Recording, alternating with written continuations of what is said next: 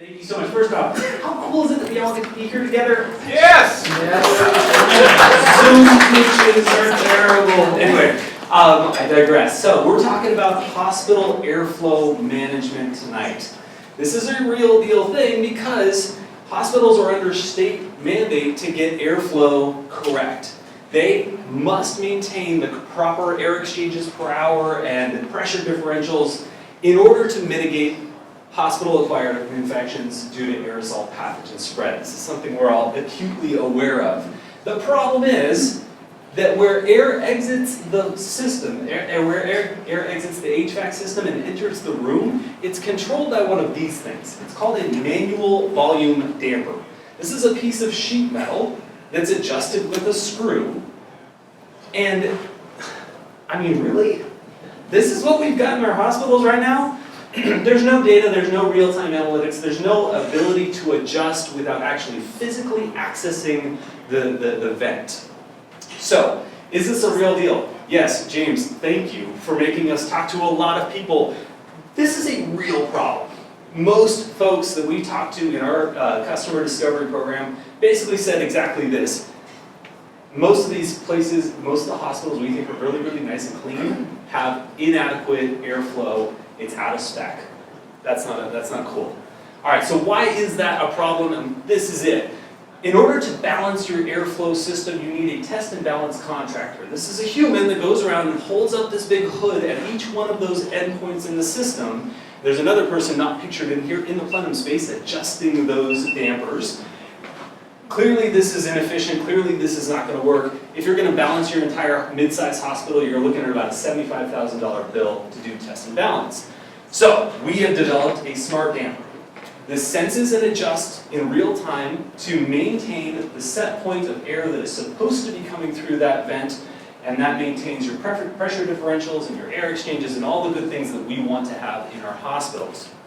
So we should stop right there. We've got a great idea. Right? This is a real problem, we're done.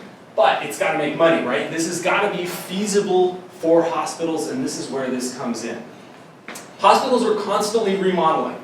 They're doing 5 to 10 remodel projects every year, and each one of those, to do a remodel project in the zone, in your pharmacy or this wing, you're going to need to do a test and balance for that area before, multiple during, and then after to gain occupancy. Each one of those things costs money. And about $100,000 to $200,000 is spent per hospital per year just on test and balance alone. So, with our model of hardware plus software as a service, right? We sell you the device, we make sure that we are monitoring, providing alerts, integrating with your building information management system. All of that gets you a break even at about 1.5 years after install. So the economic case for the hospital is there. So, it's a big market, right? We are focused on the area that we know best. We operate in the Central Coast of California. We have a lot of clients that work in the hospital HVAC industry in that area. That's where we're trying to go, but you can see that when we grow, we can grow big. Our team is very, very deep in terms of design and building things. We have a lot of experience with actually making stuff, which is hard. You've got to make each and every single one of them. It's not just a download. It's kind of frustrating. But we have a lot of experience in developing, designing, and building things, and we know how to execute on this. We put about $20,000 and a lot of sweat equity into designing this product to get to the point we're at right now. We have an NSF SBIR grant application that's out there. We should find out in June whether we got that one or not. And then we are opening up an angel round. $200,000 or so would be a goal in convertible debt. Now, this is the perfect world scenario, and this is really where I'm like leaning on that Santa Cruz network. I want a hospital exec that wants to sit on our board. I want someone who's going to be like, yes, you can use this area of my hospital to make this thing work. We want to invest into you guys. We want to be a first customer. That's really what we're looking for at this point in the game. So that is it. Intelligent Hospital Air Balance. Thank you so much. Hi, so have you spoken to the local hospitals, Dignity Camp, the VA? What? We haven't spoken to the local hospitals. yet. We've got a lot more experience down in the San Luis Obispo area. My business partner operates down there. He's got an HVAC design company down there. So the folks at Marion, the folks at, not at Dignity, I'm blanking, but yes, that's mainly where we're focused. And what do they say? They're interested, but they're not ready to just jump all in. Thanks. Why not? Could you replace one? That thing looked like it just had a flap. Right. Could you replace one of those in one of those hospitals? Yeah. And why would they not just buy one of yours that's the same as a flap, but it has some data behind it? Because the MVP is not that yet, to be completely honest. Got it.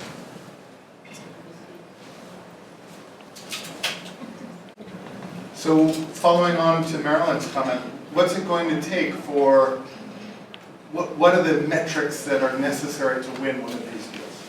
The metrics necessary to win one of these deals really is going to come into the design process, right? The hospital exec is not making the decisions to buy these things or not.